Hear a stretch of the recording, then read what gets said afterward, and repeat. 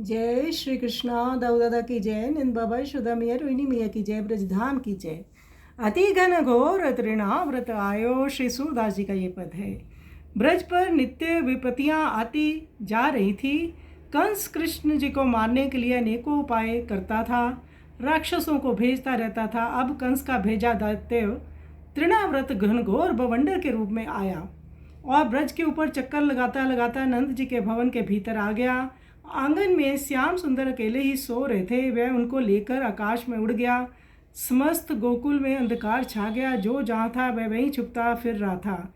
किसी की कुछ समझ में नहीं आ रहा था। माता यशोदा जी वैसे ही जैसे ही आंगन में घबरा कर आई, देखा तो श्याम वहाँ नहीं थे।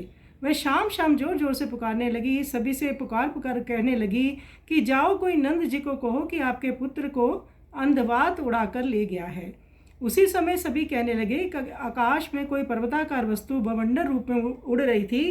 कृष्ण भगवान ने उसका गला दबाकर शिला पर पटक कर उस राक्षस को मार कर उस पर जा चढ़े। नंद जी यशोदा जी ने दौड़कर अपने पुत्र को कंठ से लगा लिया। श्री सूरदास जी कहते हैं कि माता कहने लगी, पता नहीं विधाता के मन को क्या भाता है जो ये संकट उत्पन्न कर देता है। कभी कागा रूप में राक्षस आता है, कभी ये बवंडर के रूप में आया है। तो माँ यशोदा कह रही है, नित्य प्रति ऐसे संकट बने रहते हैं ब्रज पे। तो आइए सुंदर पद का हम श्रवण करें।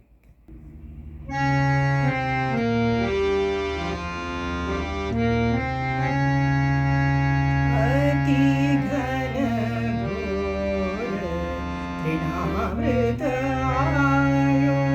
अति घन घोर तृणाव्रत आयो।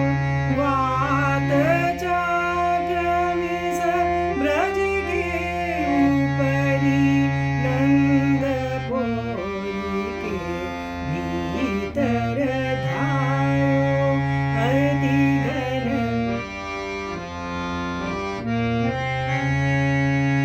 ओढ़े श्याम अकेले। आंगन लेत उठायो। आकाश जड़ायो। अंधधुंध भयो सब गोकुल में।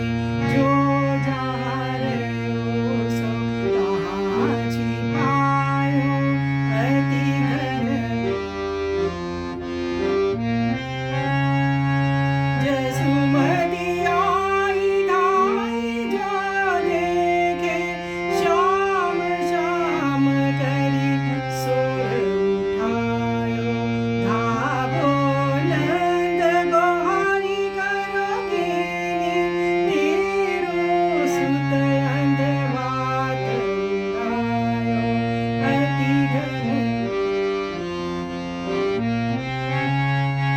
मैया